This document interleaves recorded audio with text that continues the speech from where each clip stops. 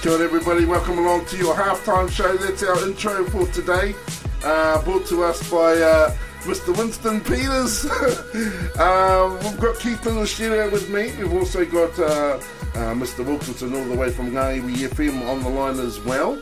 So kia ora to you gentlemen. Oh, cheers, bro. Great to be back on the show, obviously. Yes. Yeah, Kelly's Heroes. Love that song. And the movie Burning was Bridges.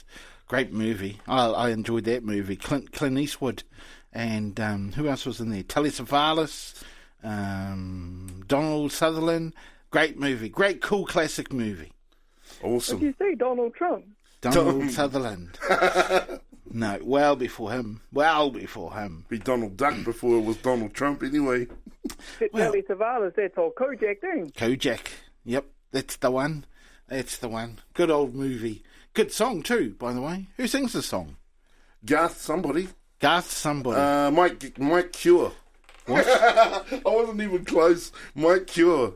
Okay. Yeah. Sorry, Mike Cure, for getting your name wrong carry the first time. On. We're not here to talk about him. We're here to talk about the saga that's going on. Anyway, yes, so now... The National Party is in turmoil at the moment. Reno, can you... Because, I've kind of been... No, I just switch off when it comes to politics. That's what he's trying to say. He don't know nothing. At last, we're going to get some peace. We're going to have to talk between ourselves. So can you kind of catch us up on those of us who aren't really caught up in this national saga there, Reno? Yeah. Well, it's pretty well dominated nearly every social media and site here in Aotearoa. It's all over the media in every form, whether it be TV, radio, and paper. But basically what it boils down to, and I think you two would remember too, the saga of the $100,000 and all that type of stuff. Donations. And Simon Bridges, the leader of the National Party, came out and said nothing much about it as such. Then there was the whole leak. We recall the leak coming out about the money he had spent, X amount of thousands on the so-called travel and such. Where did the leak come from? The investigation, he was pushing for it, and finally revealed a few weeks later that it was one of his members of caucus, who happens to be the name of Jamie Lee Ross. So, that's where it's come from, one of the main men in the caucus there, and his name got revealed with it, and obviously it all broke loose yesterday nationwide with Jamie going to Twitter, putting his little point of view across, addressing the media, and then, of course, the leader of the opposition, Simon, coming out to address his side of the story as well. Jamie talked a bit about a video he had on his phone, and that he was handed into police today. So from what I understand, the latest I saw, he has entered into the police station. Wow. To see what will eventuate out of this, whether or not it does sound like. Nothing's been confirmed, though. It's speculation that Jamie Lee will resign this coming Friday. So that obviously will bring a by-election. Jamie Lee Ross will then stand as an independent for his electorate, which is Botany. What does that mean for Simon Bridges? Well, there's a few scenarios. A few of the political media commentators have dressed up a few issues, depending on whether or not it is lies, as the leader says it is, or is there of some evidence that Jamie has that, obviously got some push behind, I would guess. It's very interesting. So it has been 48 hours, I would guess. Yes. A lot of turmoil in amongst the National Party. How will that reflect in regards to Simon on leadership? Who knows? How will it reflect the bigger picture of National Party as itself? So, there's a lot that's going to come out over the next few days, but interesting times. Who'd want to be a politician, I would guess? That's just part of the political world, and Jamie's kind of digging out all the dirty laundry on the National Party. He's not shy to throw it all out there. He has released some of the pictures to the NZ Herald of course, Simon Bridges and the supposed Chinese man who donated the $100,000, so the businessman. But, there is a lot going on there. It just sounds like Jamie's going to unleash a lot of the dirty laundry, boys, but... Well, apparently it was... times going ahead. Apparently it was said that Simon Bridges told Jamie Lee Ross, to break those donations down so they were, into certain smaller amounts. So that they can be less conspicuous, maybe? Yes, exactly. Right. So all that sort of skullduggery going on. It's all speculation at the moment. But... during elections, that's what you want to do. You don't want to get, like $1 million and have to break them down into $20,000 pieces. But if you have to do that, you have to do that. But that's politics for you, though, isn't it? That's politics for you, and it just is very, very interesting. What are your thoughts, first of all, Rena? What are your thoughts about what's happening and how it is going to affect the opposition? Yeah. I just bounced back a bit too. I might have got the name wrong, actually, during the first part. I might have been saying Jamie Lee Ross is what I meant to say. But, he's brought it out, obviously. It's ever since his name was revealed as the person who leaked it. Yep. Leaked out the whole information about the money for Simon Bridges. So there's that scenario to deal with. He was the you could look at it as sour grapes.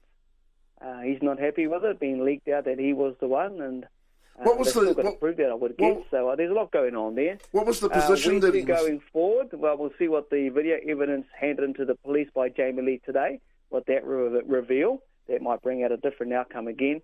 But going forward, I don't think New Zealand politics has ever seen anything like this. It is going to be hard Not for to the this National extent, Party. yeah. But who knows in the political world? Not since how the things wine box. work, it's interesting how we, as people who look into from the outside in, who really don't know how that world works, we can speculate and say what we think. Yes. But Yeah. who knows? Different world, don't know. political world, and I tell you I who don't will really know. know. I tell you who.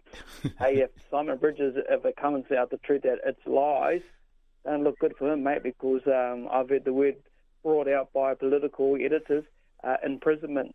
So, Right. yeah, I don't really know. Once I suppose they unearth all the evidence, we just have to wait over time, eh? True. But I do know who will know, probably, Winston Peters.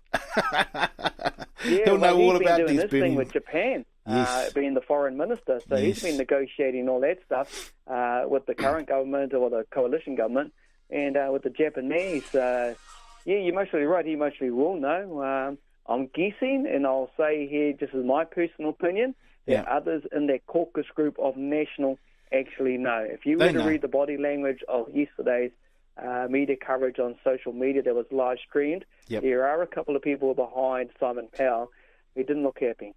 And I'll just leave it at that. The body language says otherwise. So it will be interesting times for that party, I would guess. I think they know. Things are afoot that probably shouldn't be, that is for sure. And when you come to these sorts of things, it's very, well, not that I really know, because I'm not in that political world. I'm pretty much like you. But I do know that, when it comes to these technical little things, they are very much frowned upon, especially when it comes to donations and stuff like that, Reno? Oh, totally. I remember other people who were doing the electoral side of things and getting themselves out there. They were taking the odd under-the-table donations, and they got slapped over big time on the hand. Yeah. So if it's proven to where it is, who knows?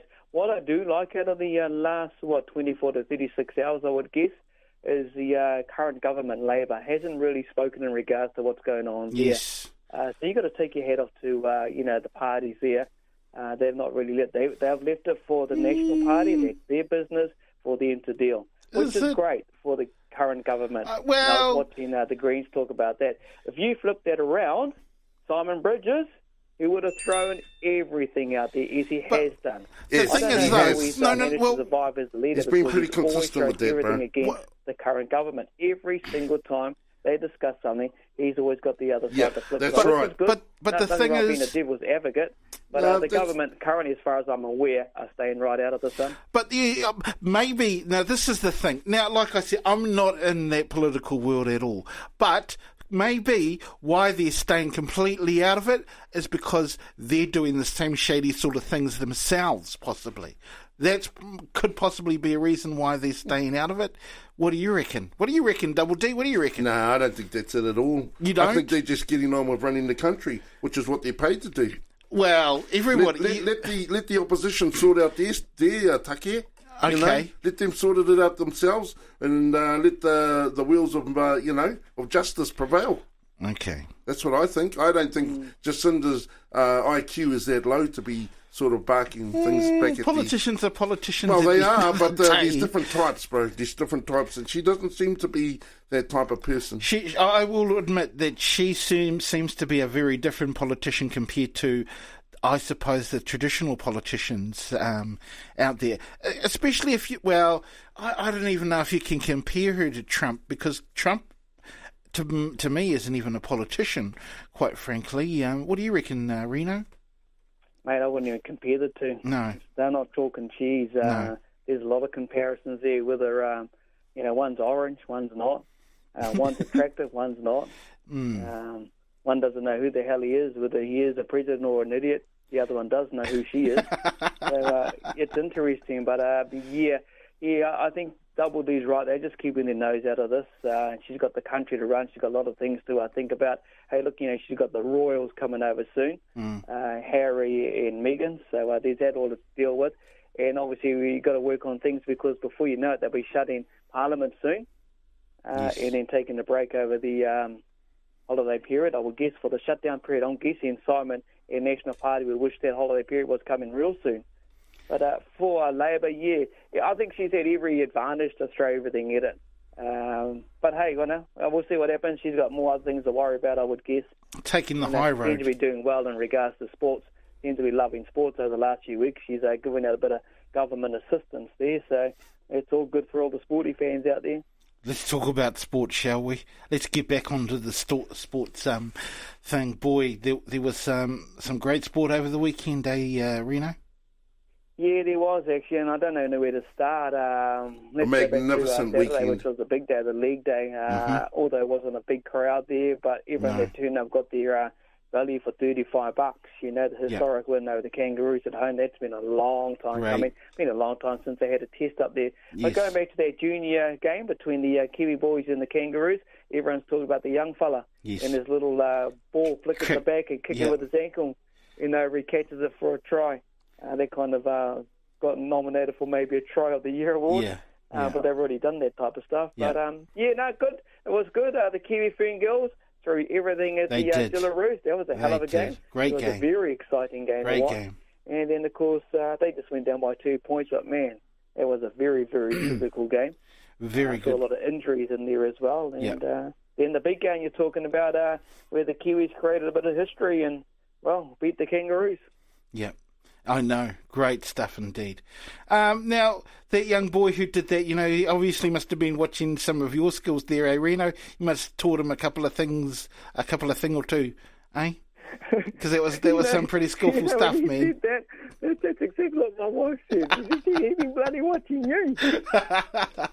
That's exactly what she said. And I got a few messages from mates. Remember back in the day when he used to do that stuff? I said, oh, man, I did. And I laughed, actually. And good to see it come back. But that's just some of the young talent these days that seem to give anything a go. But basically, when you watch some of these younger guys, it looks like they're playing touch out there. Yeah. They're going to throw the ball around and step and do all these skills, these little Benji Marshall things, Sean Johnson things, and that's just another added feature to it, the old backward kick. But, just brings a difference of a game and brings it lively. Unfortunately, they couldn't get the win, but the young Kangaroo team tells you that that's a stepping stone for some big names to come through in the future.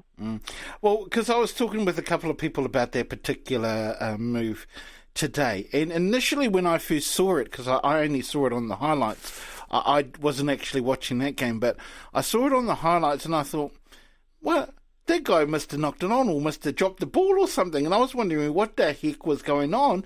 And then, two other people were commenting that that's exactly what they thought, because that's what it looked like, that he had just dropped the ball behind him or something, and it flicked forward somehow. It was just quite one heck of a move. So I know you're an expert at it. Can you explain how that all works there? Well, actually, when that happened, I actually went outside Sunday to meet my little grandson before he jumped on the old motorbike. Yeah, we were at the side there. He was because he'd seen it too. And he says, Poppy, come and show me that. So I walked outside and got this little rugby ball and dropped it behind my leg and kicked it with my back heel, and then went back over the front of me and I caught it in front. Yeah. So that was at a standstill. Obviously, he did it at a movement going forward. So, it's easy to do, mate. You guys can do it. Just practice, eh? Just practice. Yeah, just practice. It's like anything, if you've done it before and practice, and I used to be able to dot the ball back behind